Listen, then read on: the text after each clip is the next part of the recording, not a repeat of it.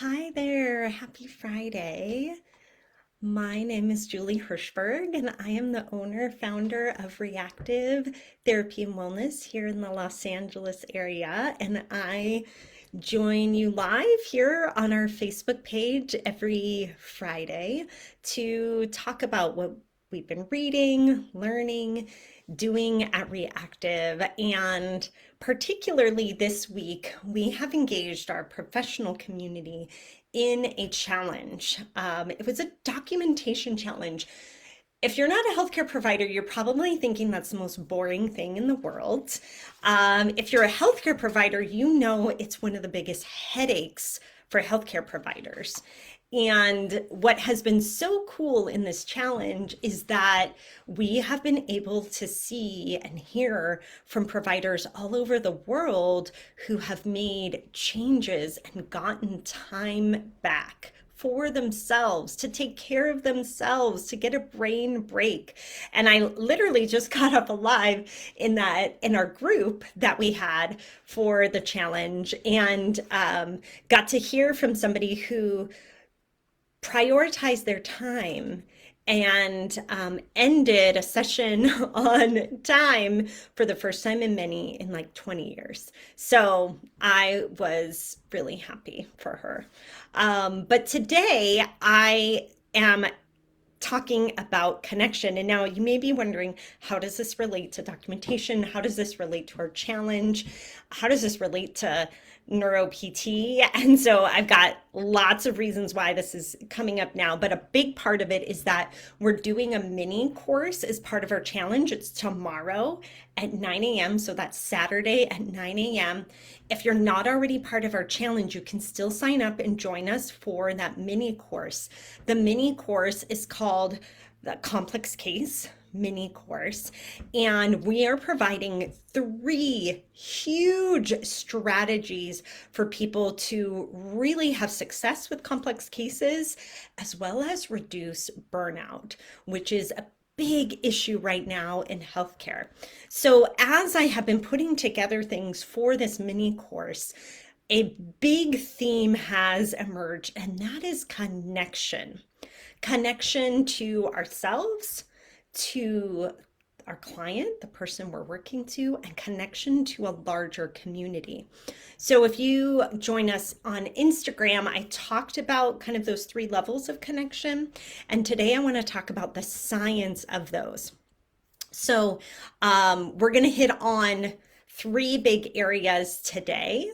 And those areas include what the literature says. What are the attributes of a therapist that can really facilitate connection? So we know already in the literature that connection, the alliance, I'm not a huge fan of this word, but therapeutic alliance is been found to really improve and change outcomes in therapy. We know that already. We don't always know exactly how to do it. So what are the attributes of a therapist that contributes to that connection? What is the science behind listening? Especially in the literature, at least, there's a lot of this in the physical therapy, occupational therapy literature in terms of pain. And I really love this because some people really poo-poo listening. But how does listening to a person's story inform our entire plan with them? So I'm going to hit on a few big articles. If you're on our newsletter, you'll get links. Some of these are free full text. I put them in our newsletter every Friday. That's going out later today. And I'll include the links from the big articles that we talk about today. So let's dive in. The first, I really loved this article and the description that it has. It was Bernhardt and colleagues from 2021. This is actually out of a journal called Psychotherapy Research, and it's called The Embodied Listener, a dyadic case study of how therapist and patient reflect on the significance of the therapist's personal presence for the therapeutic change process. Now, that's a lot of words, I know, and it's in the psychotherapy literature. So hang tight with me. I'm not saying that we become psychotherapists, but there is a lot to be learned from our psychotherapy colleagues about how the listening and connection occurs. And what I really love about this article is that it talks about this mutual influence and co-regulation between a client and a therapist, and how these contribute to therapeutic change. And one of the things they really looked at are what expert therapists had and what they did. And particularly, it was this idea of the therapist being aware of and centered in themselves. So, awareness, connection to yourself, while maintaining attunement to and engagement with the other person. So, this is where I think some of that therapeutic alliance literature, at least some of the bigger pieces of that, doesn't always explain how this is actually done, or it's a little bit more of like a cookbook of like, well, you're going to ask this question and then you're going to like listen here. But what about listening to ourselves and tuning into what's happening in our bodies, in our thoughts, in our emotions? This is a really important piece of that connection, because it's not a one-way street, right? There's listening and there's reflecting back, and not just in our words. So I think this is a really important point. This is not about like what specific statements that you say or those words. I mean, the words do matter. Yes, they matter. But taking it at a deeper level, what's happening inside for you. So, a couple of characteristics they found in expert therapists is that they were embodied, so that their professional knowledge becomes integrated with their personal selves and they can use that in their interaction with a person. Another big piece was an active listening stance towards their own bodily sensations. Huge point that they were actively listening to their own bodies in the interaction with the person.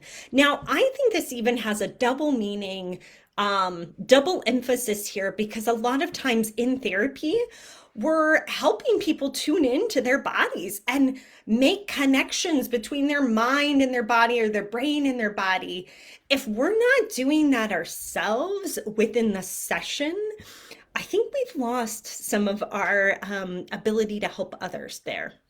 So this is my push for therapists to tune in and connect to themselves.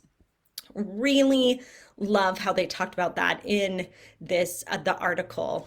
One of the conclusions that they said that the evidence point to the idea that for therapists to work effectively, they need to be able to address their own experiences and feelings with the same degree of openness and flexibility that they facilitate with their client. That is huge.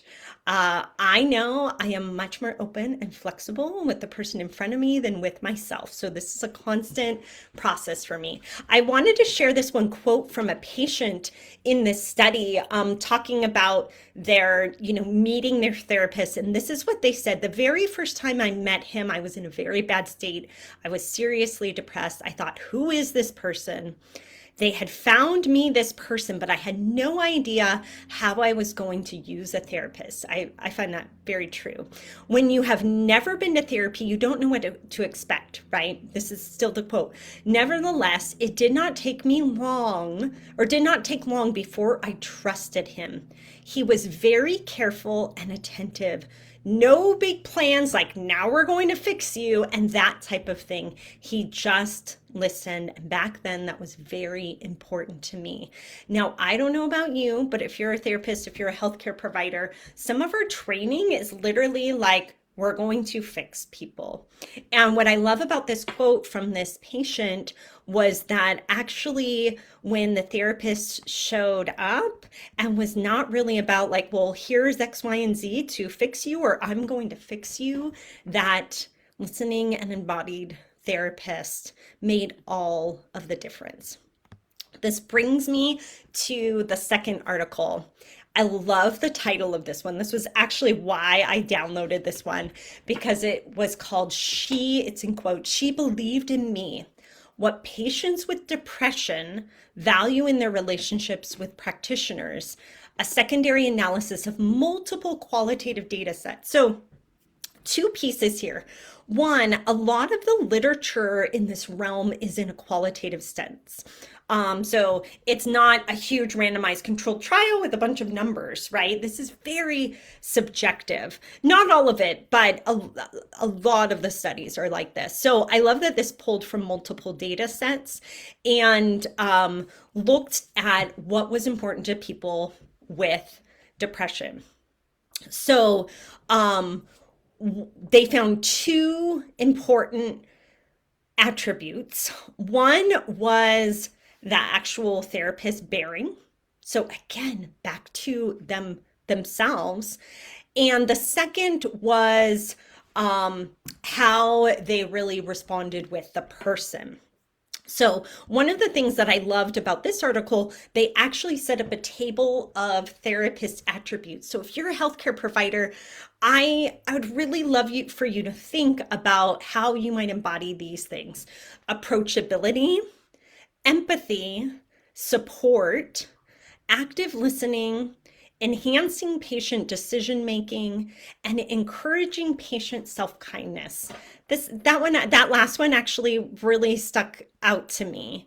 And what they found through looking at multiple qualitative data sets is they found these common characteristics of how the therapist might have conveyed these and the impact on the client. So for example, I won't go through all of these characteristics, but for example, this encouraging patient self-kindness, this might have been promoting self-care, helping them to relinquish worthlessness and guilt, having that patient make a lot of autonomous and self-determination and self-kindness practices.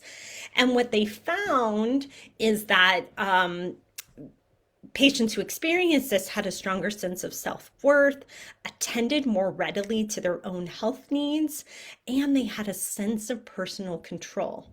Now, if you ask me, as a physical therapist, those are huge things that I might be aiming to help a client achieve, right? So let's look at those again. Those were a stronger sense of self-worth, attending readily to their own health needs, and a sense of personal control.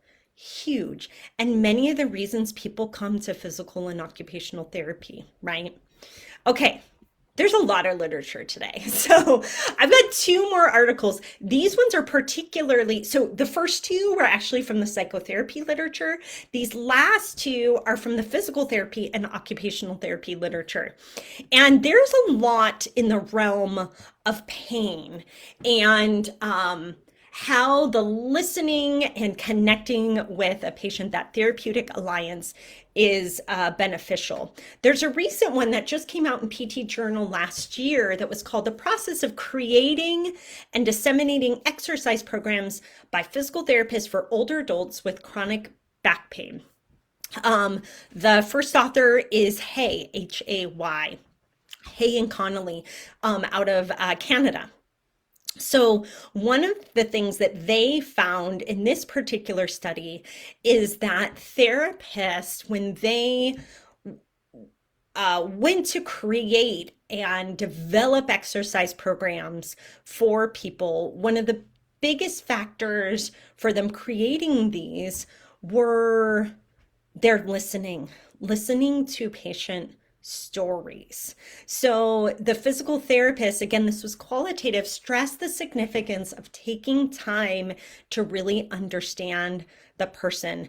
And it involved attending to how long they had their symptoms, their self-management, what activities they wanted to get back to, and the collaboration and mutual agreement on the goals and the intervention. And this predicted positive outcome for the person. So I know we've been talking about this in our documentation challenge, actually, is that when we incorporate the person into writing goals with us, to understanding what is happening for them and how we might set them up for success in a program, this listening skill is of utmost importance, and it has a big impact on the outcome.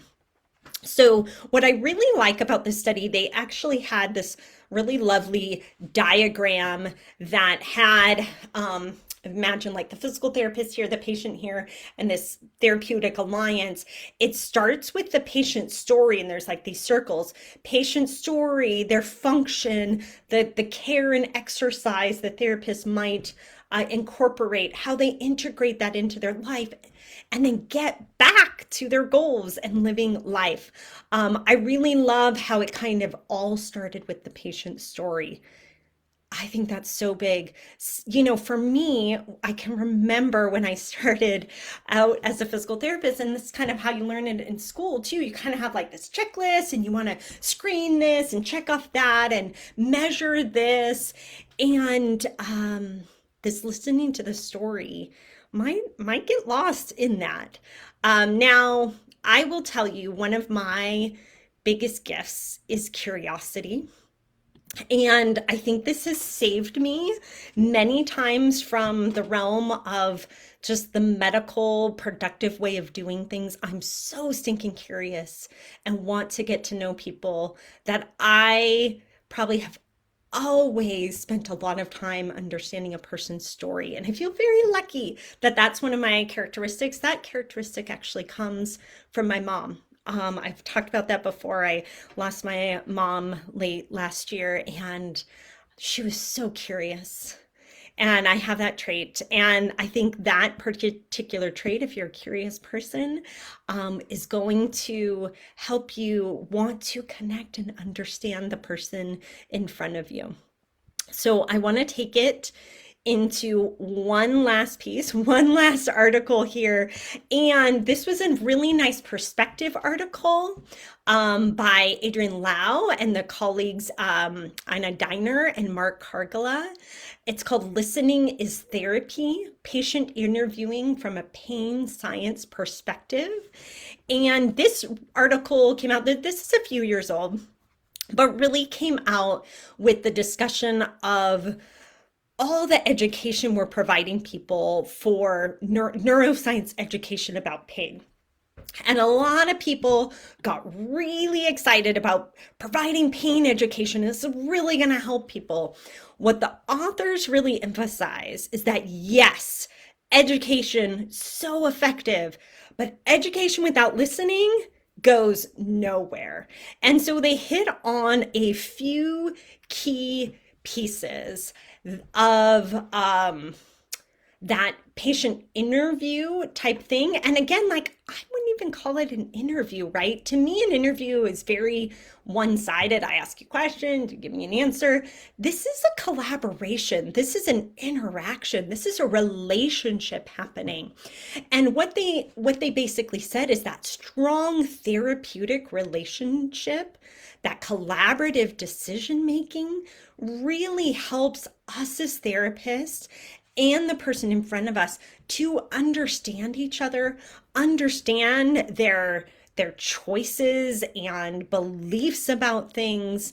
And I love this quote. They said, understanding the patient's unique experience is essential to discovering their beliefs and risk factors, and can guide you to your target. So this is what I think actually is really huge, is that listening for just listening, well, actually it's really powerful. But the power goes beyond. The listening tells you exactly where you're going to go, exactly where you're going to go with assessment, and exactly where you're going to go into treatment.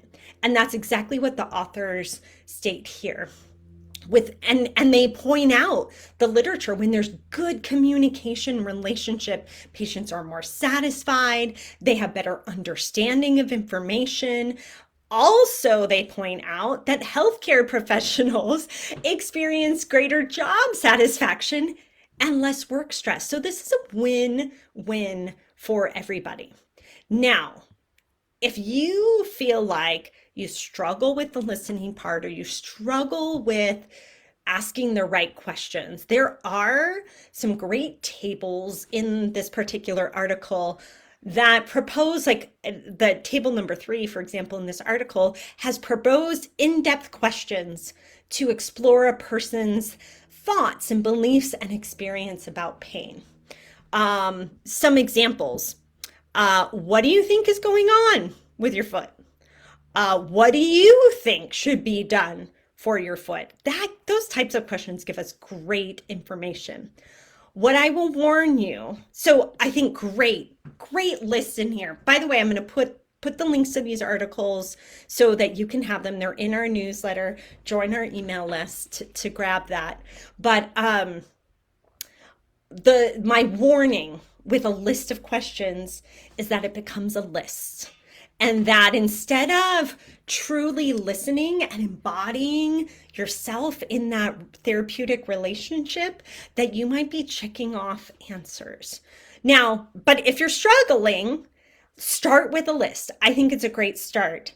But honestly, I think the simplest thing is to show up, tune into yourself and your own body, and then just tune in. Listen to their story, understand what's happening for them. And that makes a truly great therapeutic relationship.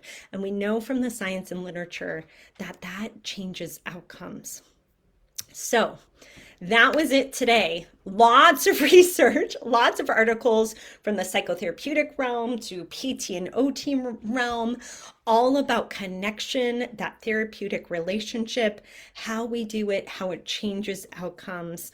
If you're not on our newsletter, you can join that at reactiveeducation.com. If you're a person with a neurologic disorder and you're thinking, I need some of that, I've been to 100 doctors or 100 providers that haven't listened, then join our email list at reactivept.com, and we're going to send out some resources for you on Monday as well. Now, if you're not already in our challenge, I'm going to challenge you to sign up today. Our private Facebook group for that challenge is open through next week, and we have a free mini course tomorrow all about complex cases and this connection. I promise you it's going to change how you think about managing complex cases and simplify it for you. So I hope you'll join us tomorrow. It's Saturday at 9 a.m. If you're wanting to know how to join it, just follow the link to our documentation challenge, and you'll get the Zoom link for our free course tomorrow. Thank you so much for joining me here today on a Friday at your lunchtime maybe, and I will catch you next week. Have a great weekend.